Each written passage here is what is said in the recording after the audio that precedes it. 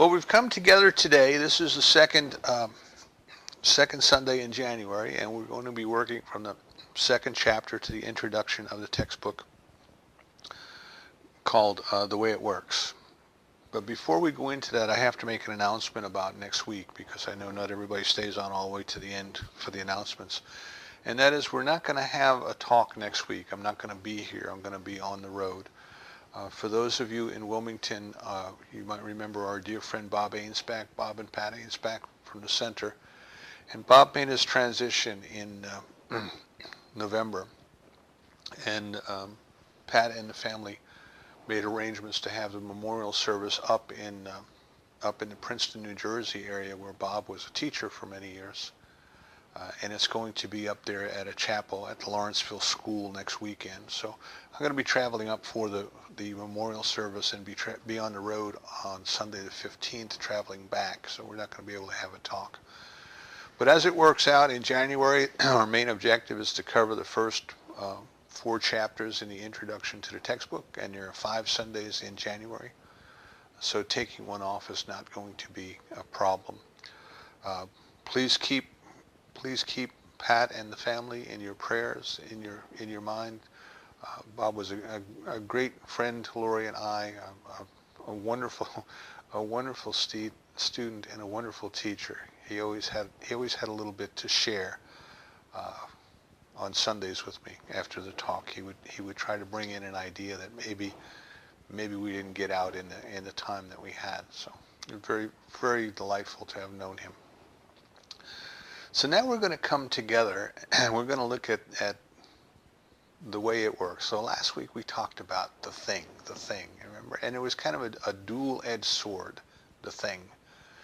The thing is the first cause, the ultimate, the God, the unlimited energy, the life, the intelligence, the mind, whatever name we choose to call it. Whatever name we have is inadequate. And this is why in the Eastern tradition they call it the unknowable one, the ineffable. Oh, great unknowable one. Oh, great ineffable one. And they acknowledge in that prayer, they acknowledge that the human concept, the best concept that we can have through our intellect is not good enough. It is not good enough. There is something that is so far beyond our ability to grasp through the intellect, to grasp, that we need to be careful. We need to be aware of the fact that whatever name we choose to call it is only a symbol, and is only an inadequate symbol at that. But there's this thing, there's this something that creates in the universe. There's this power, there's this first cause, and you can kind of work your way back to it. We kind of work inductively. We start with where we are and we work our way back and try to figure out what's there, what's there. And of course, spirit reasons deduct. It is, and because it is, everything flows out naturally from it.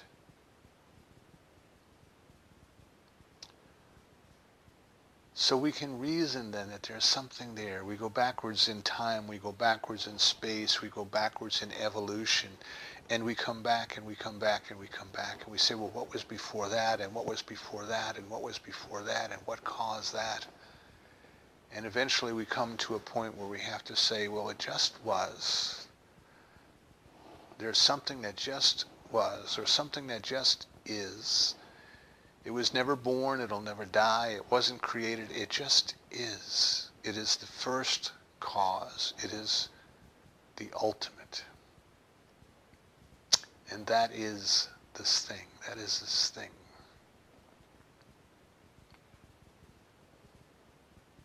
And we start to reason, we talked a little bit, and we say, well, how does this thing create? And out of what does this thing create?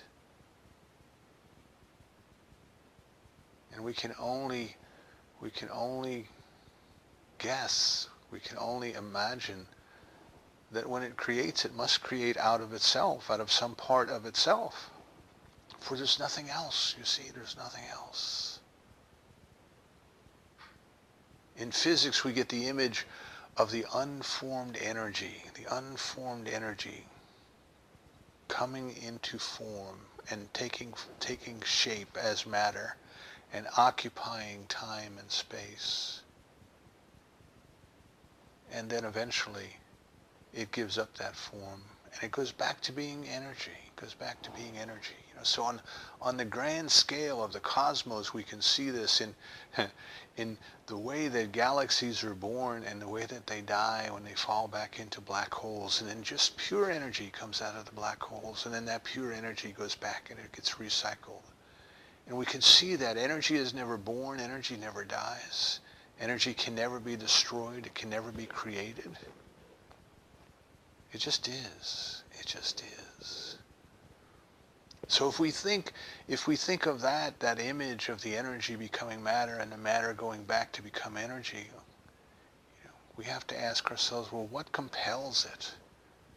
What compels this energy to take particular form, particular shape, to exist in time and space, at a particular place, at a particular time? What moves upon it? If you listen to the physicist, the quantum physicist, talking about the Big Bang, it all started with the Big Bang. And then the question is, well, what kicked the can, is the way I heard one physicist put it. What kicked the can? What started the Big Bang? What existed before the Big Bang? What existed at the moment before the Big Bang? And here we have to acknowledge that our science can't go there with us, because the rules by which we understand things didn't exist at that moment before the Big Bang. We couldn't weigh, we couldn't measure, we can't touch, we can't feel. There's just one. There's just this singularity. So perhaps for this time in our lives, that might be the closest that we can come to some understanding that there's something that is there. There is something that kicks that can, and there is something that goes beyond the intellect's ability to understand. Logic and reason can't go there because the rules by which logic and reason work do not exist. And the way that it works, how it works,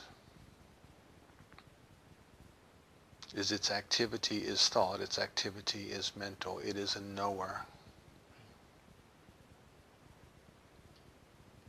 And what it knows becomes. There is that which acts upon the thought, the desire, the declaration of the divine mind. And that thought sets into motion the creative process. It kicks the can to get things started.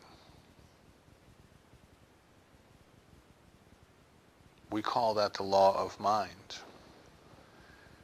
We are told in New Testament theology, we are told it is done unto us according to our belief. We are also told that there is a doer of the word. In New Testament theology, it is the Holy Spirit. The Holy Spirit is the doer of the word. But in the beginning was the Word, and the Word was made flesh and dwelt amongst us. What is it that took the Word and made the Word become flesh? The doer of the Word, the power that responds to the divine mind. In Genesis, we're told of the chaos and the void and the darkness, and then the Spirit of God moved upon the face of the waters and said, "Let there be." And by that command, "Let there be," something happened. Something happened. Something kicked the can. Something set in motion the processes by which the invisible stuff and substance and energy of the universe became matter and took shape and took form and became stars and became planets, became the visible universe as we can see it. But where did the energy come from, we ask? And the energy must in some way be some part of God. It is the energy. For God is all that there is. We struggle in our human existence with this idea of separation, or these ideas rather of separation, because many places we look, we are given the idea in many religious teachings, and I would even say in the way that we conduct our lives, whether it be in a religious aspect or not, that everything is separate and divided and apart. There is, God and nothing. There's a belief that there's God and nothing, and that God created out of the nothing. Well, where did the nothing come from? Is it possible that God can be all, and yet there's this nothing that came from someplace else? If God created the nothing, then out of what did God create the nothing? But out of itself. And is this statement that God created out of nothing, is it a literal statement to mean that there was a vacuum, there was no thing there?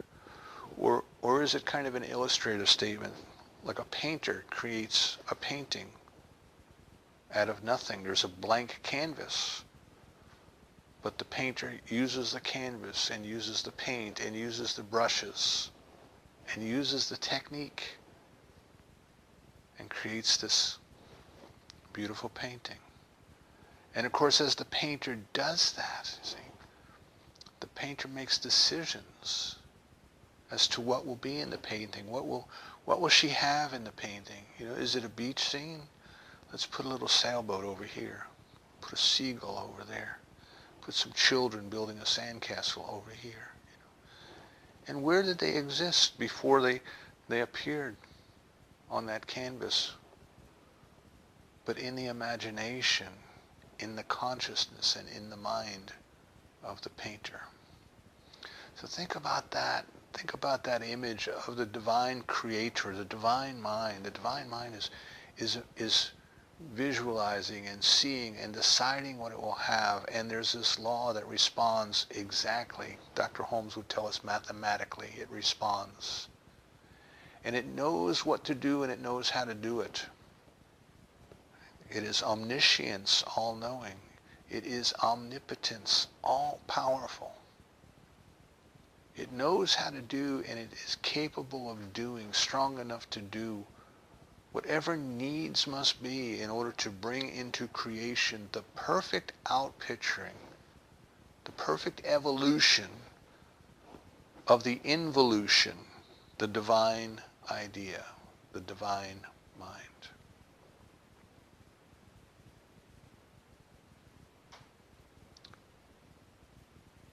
Where did we come from? What are we? What are our bodies made from? And again, we have been told that there's a separation, you see, that there's the spirit and then there is the matter, the material. And they're two different things, and they're two separate things, and it's as if they have been at war with one another since the beginning of humanity. There's the materialist view that says matter is all that there is. Matter is it. And the only thing that we know is what can come in through our senses. And our senses were designed to react to matter. So by buying into this definition that the only thing that we know can come in through our senses, and the fact that our senses are tuned to matter, of course you would come to the realization, well, then matter must be all that there is.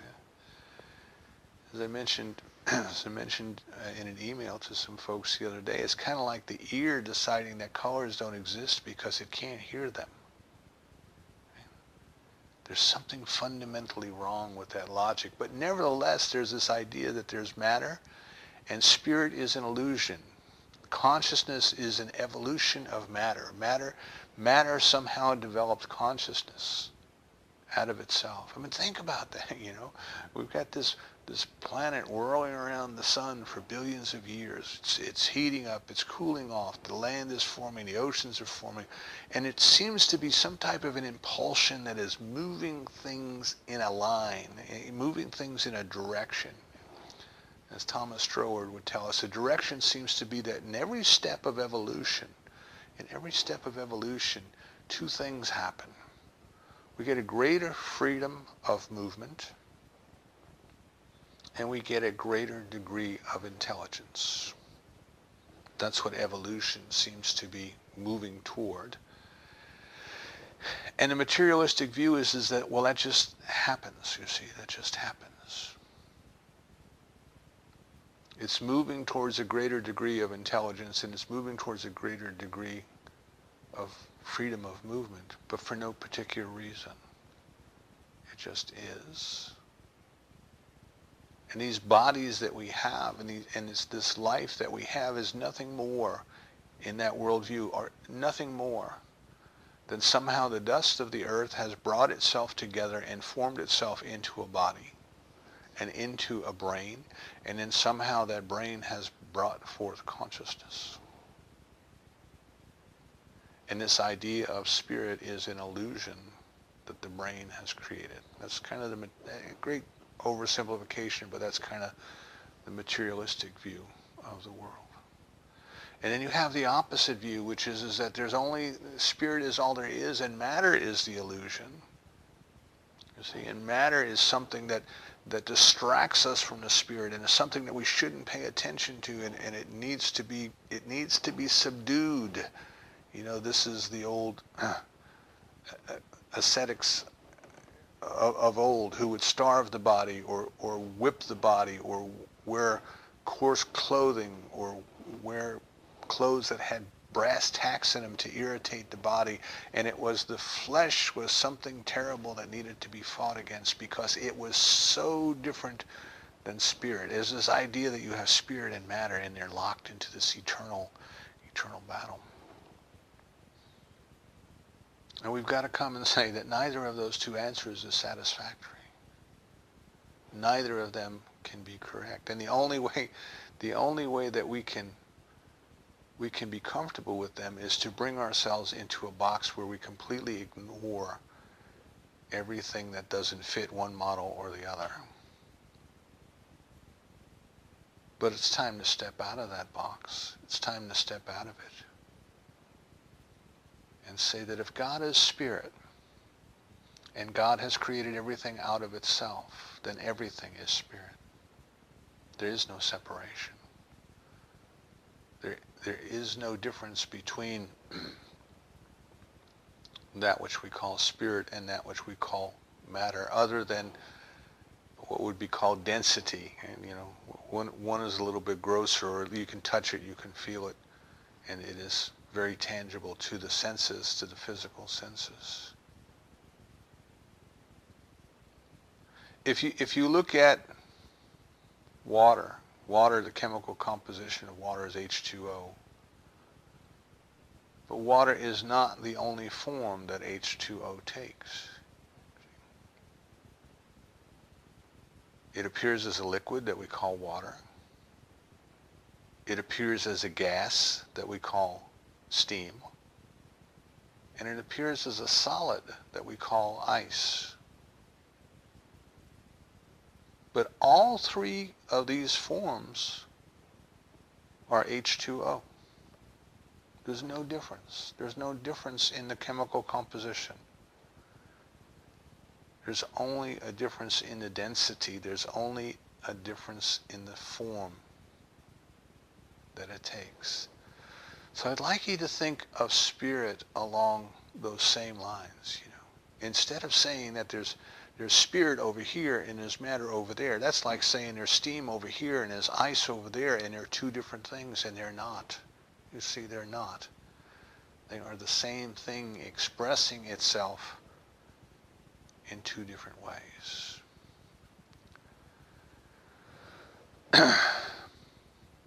So what we are trying to do, what we're trying to consider as we go into this chapter, is this idea of duality, this idea of separation. What we have to come to some understanding of, well, what is this thing? This thing. It is energy, it is intelligence, it is mind, it is life.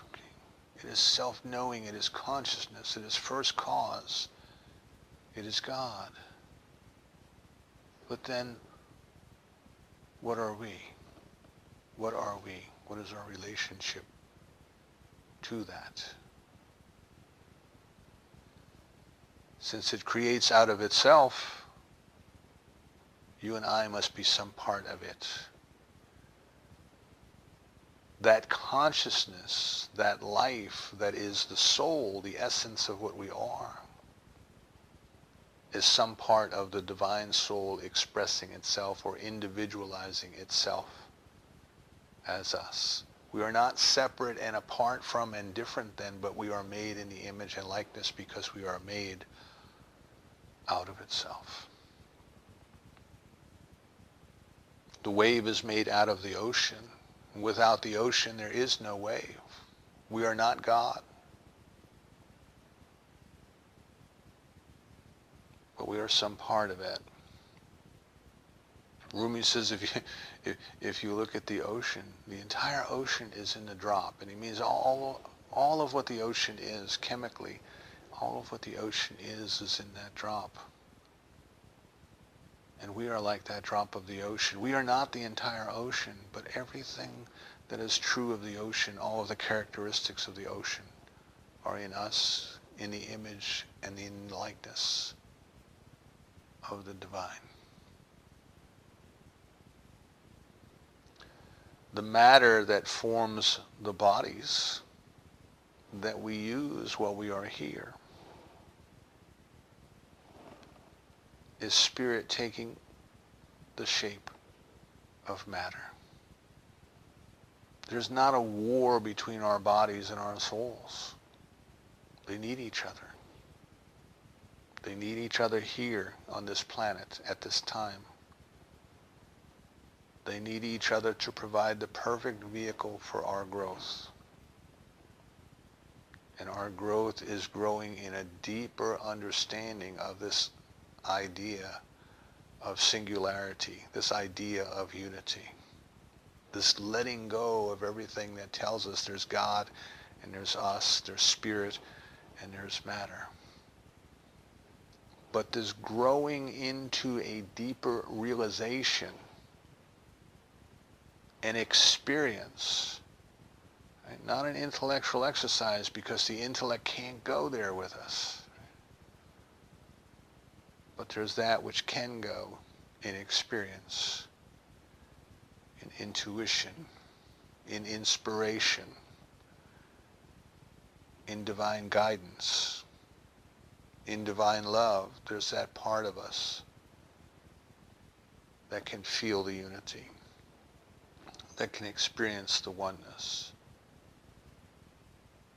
that can grow deeper and deeper. Every moment of every day can grow deeper and deeper in its realization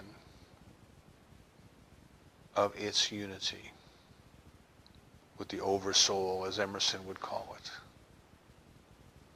So Dr. Holmes, not in this chapter, and I can't give you a citation, I just can't remember exactly what chapter it was in, but Dr. Holmes gives us a beautiful visualization. And he tells us that there's a valley out in Colorado, so I believe this this place actually exists. I've never seen it when I was in Colorado, but I believe it exists, because he didn't say imagine that there was, he said there is. He said there's a valley out in Colorado, and if you look across the valley floor, as you move across the valley floor, there are different places across the valley where there are streams of water, fountains of water, rising up from the ground. And some are very narrow and they rise up very high from the ground. Some are very wide and they only rise up a few inches or a few feet from the ground. And some kind of lean to the left and some lean to the right, you know. And you have all of these different geysers kind of squirting up from the valley floor, and they each appear to be separate, to be different from one another. But if you were to trace them back to their source, what you would find is that high up in the mountains there's a reservoir full of water. And underneath the reservoir there are cracks in the ground, fissures in the rock formation. And part of the water from the reservoir is pushed down by gravity, pushed down through these rock fissures into underground streams. And the water makes its way underneath the valley floor. And because the cracks continue up through the valley floor, the force of gravity pushing the water down, you know, water's going to try to rise to its own level. The force of gravity pushing the water down from the reservoir pushes it up out of the ground in the valley floor. So to the casual observer only walking through the valley, it looks as if each and every one of these streams of water is different, separate, detached from one another.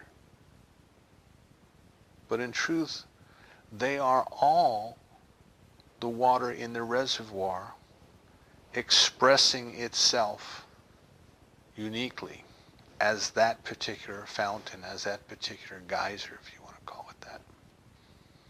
If you were to analyze the water, it would all be the same. The water would be the image and likeness of the water in the reservoir. So what we want to consider in this analogy is that the reservoir is God. It is the divine energy. It is the divine intelligence. It is the divine mind. It is the divine consciousness. It is the divine life. And it is that divine life that has individualized itself as you and I. We are, of course, the geysers, the fountains in the valley. We each look different. We may have different shapes. We may have different forms. We may have different colors. But that's only the appearance, you see. Because the very truth is that we did not create ourselves.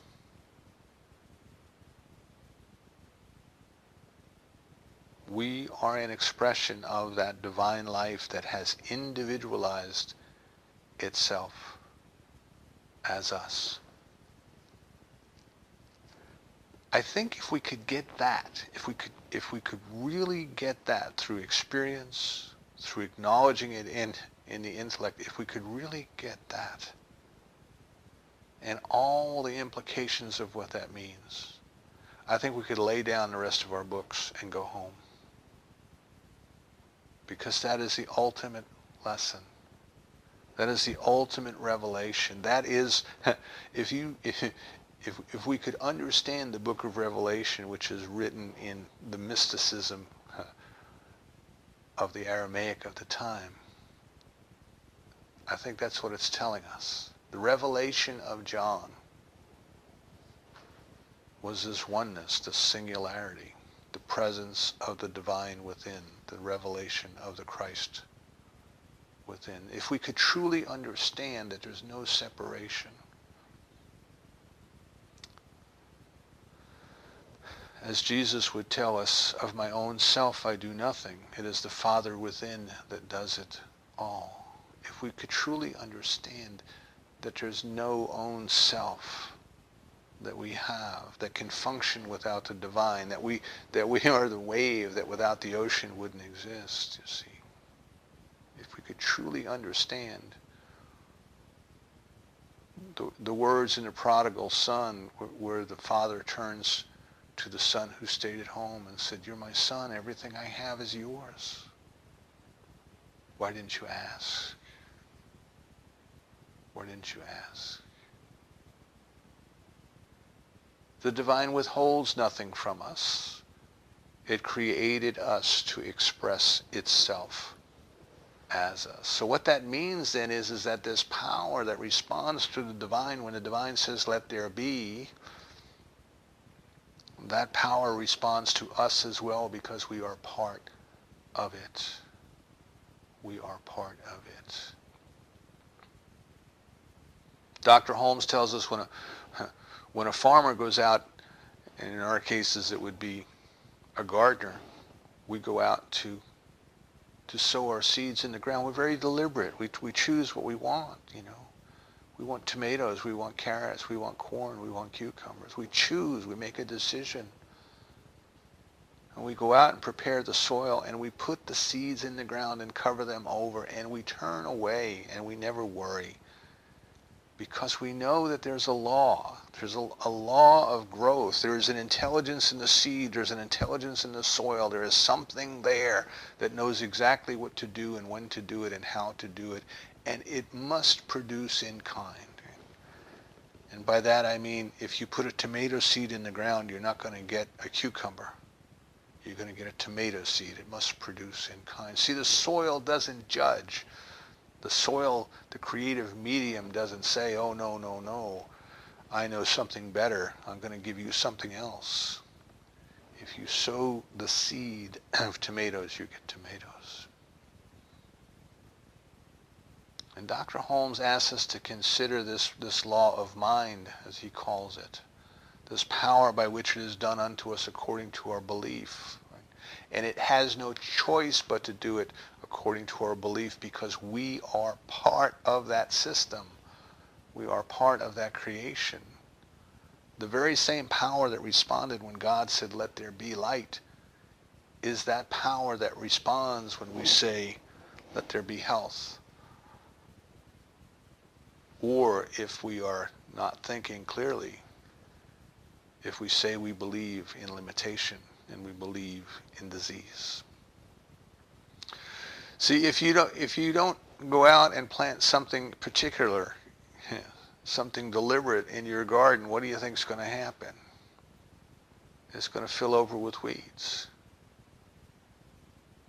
The ideas that you let go into your consciousness without filtering them, without thinking about them.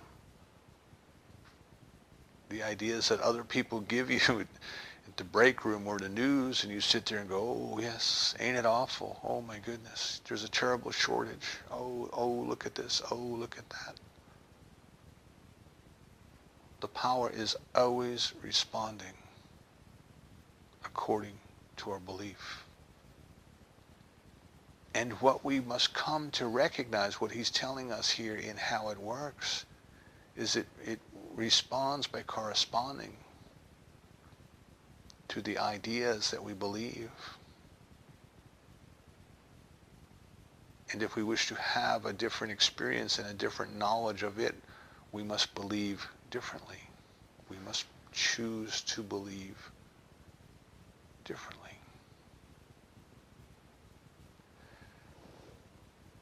As we see it respond to us, as we see the conditions in our world change, as we become more deliberate in our thinking, we become more aware that we are part of something much, much bigger than ourselves. So we must recognize that there's this power in the universe. We must recognize that we are part of it. It is part of us. We must recognize that it is always responding to us according to our belief. And we must use it.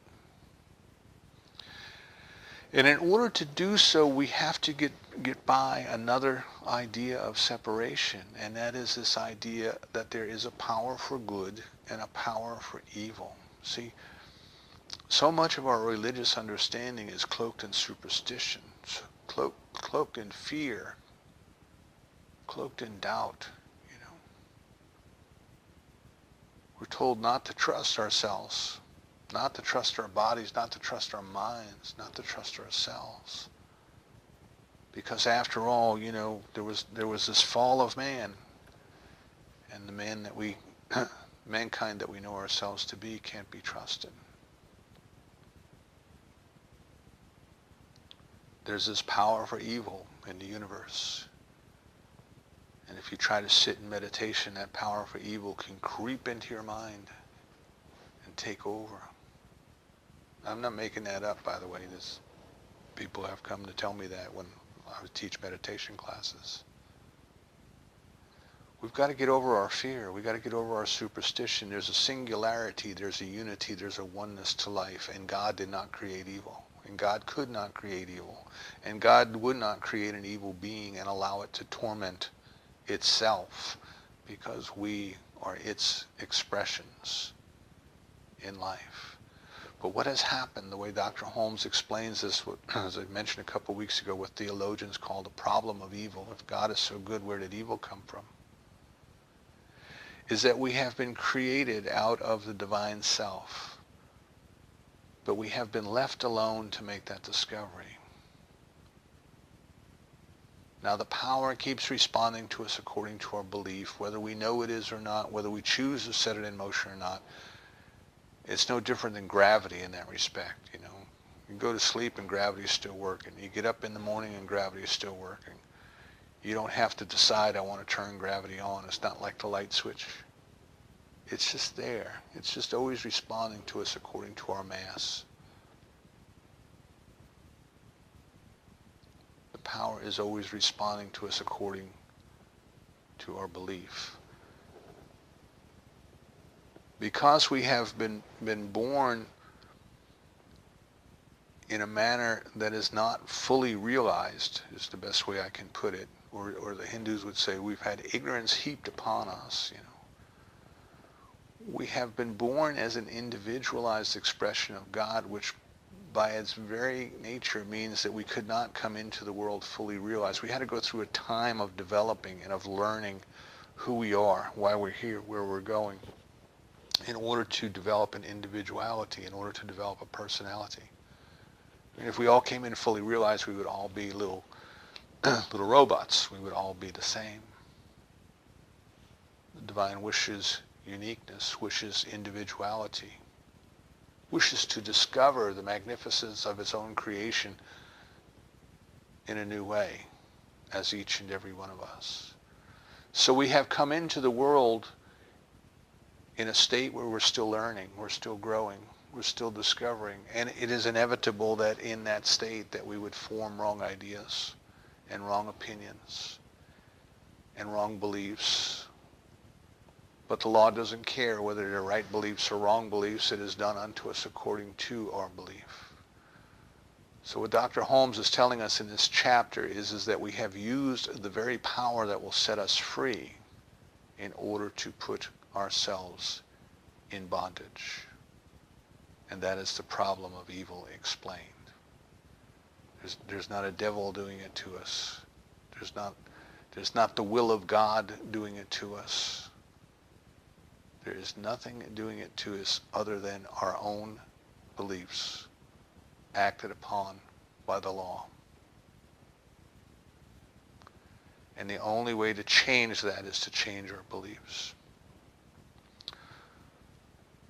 Since we are that little spring of water, that little fountain of the divine that is coming up, if we wish to discover more of what the divine is, we have to discover more of what we are. We have to kind of go inward and go back to the source. We're not going to find it looking out there and looking into the world of appearances. See, the intellect divides. The intellect, as soon as it sees something, it wants to name it and separate it from everything else. So that's a car. It's not a truck. It's a car. It's gasoline. It's not diesel. It's not electric. It's a car. Okay. That's a tree. It's not a flower, and so on. So the intellect and the intellectual activity is one that is constantly separating and dividing. So we don't want to look out there with our intellect, and we don't want to put things in separate categories, but we want to go within with our intuition. We want to go within with our heart, The only way that we'll ever discover a better God is to discover a better man. Because the only thing that we really know about God is what we can know about ourselves, what's in ourselves. The only thing that we know is what we can prove, you see. My ideas out there are ideas. They may or may not be true.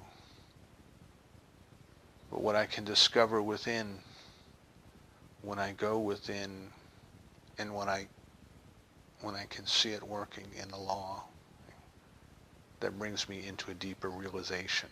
A deeper realization. Remember I said God is not an intellectual exercise. It is not something we can know through logic and reason. The physicist would say we don't know what happened the moment before the Big Bang because the logic and reason of physics don't work at that moment. So we are not going to know more of God through logic and reason. We are going to know more of God through personal experience. And the only place we can have that experience is within our own selves. No one else can have it for you. No preacher in the world can have it for you. No lecturer in the world can have it for you. No author can have it for you. It is something that you and you alone must do for yourself. And the idea of encouragement then that comes out of this chapter is, well, how do you do that? You know, how in the world would you do that? And a place to start is with your spiritual practice. It is with your spiritual practice. That's what your spiritual practices are for. There is a law of mind. That is a law that responds to you exactly according to your belief. And if you will practice working with it, if you will practice using it, if you will put it into motion in your own life, it will reveal to you the truth of what we're saying. You got to do it. You know, it's Nike. You just got to do it. You just got to get up and you just got to do it. When you sit in meditation and bring yourself to the place where your mind falls off, where your body falls off, which is terms that are used in meditation, where all of these other things are gone, what is left? What is left? Pure consciousness, pure consciousness. If you can learn the practice of the Tibetan yoga of dreams and sleep, your consciousness can be aware of itself even while your body is asleep. So spiritual practices then, but not talking about them, doing them. Spiritual practices are for the purpose of helping us to realize through experience our unity with the divine.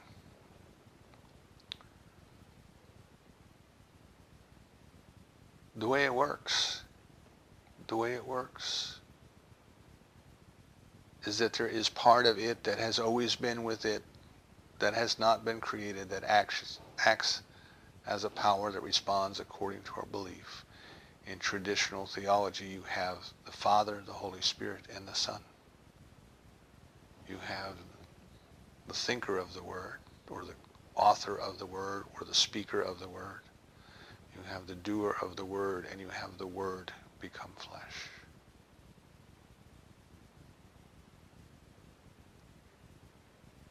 It creates everything it creates out of itself. And that includes us.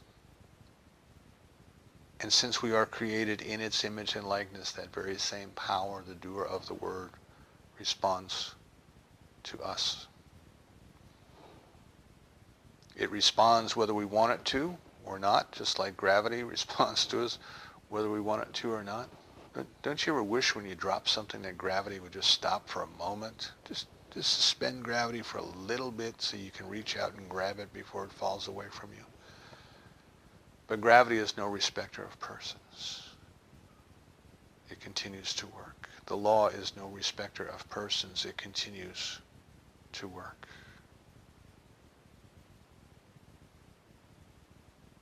We eventually come to realize that if we are to unify with that which sent us here, we must learn to work with it, to cooperate with it, to choose deliberately that which we will experience in this life, and to choose only those things that give us a greater expression of life and of love and of truth and of beauty and harm no one, because that is God in expression. Human beings do not invent these laws. We discover them and we learn how to cooperate with them. Water was flowing downhill for a very long time before Isaac Newton was able to mathematically explain the attraction of gravity or the force of gravity. People were building water wheels and fish wheels and digging ditches for irrigation and using gravity to move the water through their fields long before the human intellect could ever sit down and state the attraction of gravity. It was there. We discovered it. We learned how to use it. We can use it so well we can send a spaceship to distant planets, put it in orbit, take pictures, because we know how gravity will work when we get there. But we don't know what gravity is.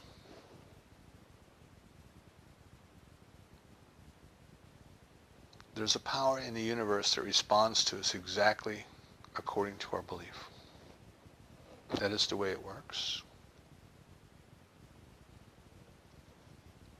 We can discover and use that power in our lives.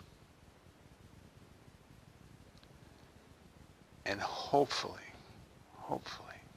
over time, that experience will lead us into an intimate knowledge through experience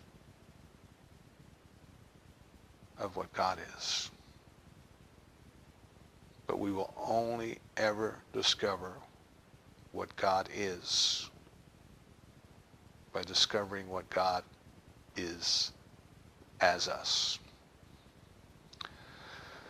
So I hope this week that what we can do is we can take time to deliberately think about these things. Who am I? Why am I here? Where am I going? Where did I come from? Where did this body come from? Where did this soul come from? Where is it going? Am I really one with all of life? Am I really a part of that which is all that there is? Is this little individual fountain that's squirting up from the valley floor that I am? Am I really connected to that divine source? What's your answer? What do you think about that? Is there a power in the universe that responds to me according to my belief? How would I know? Am I willing to test it and see? And when I do, am I willing to ask myself, what does that mean? What are the implications of that? See, I think this is a wonderful adventure that we are on. You know, it is almost like Meister Eckhart saying, when God is like the child who plays hide and seek and clears its throat so we will find it. Divine love is hiding in quiet repose. It's waiting for us to make the discovery because it couldn't set things up any other way and let us still be individuals. And the clues are all around us that this is a spiritual universe that we live in. And it is our curiosity that has to bring us into the game, into the chase, into finding spirit, being spirit as us. So let's go forward this year. Let's make this a year that we play the game a little bit more earnestly, that we discover God a little more deliberately, that we use the spiritual practices that we've been taught, that we know how to use, and we use them for one purpose only, to come into a greater realization of the presence and the activity of God in our lives. We have come here to discover that soul, to discover that spirit, to discover that oneness, that singularity, that unity. So I invite you to let's get on with it. Let's get on with doing that which we came here to do. And so it is.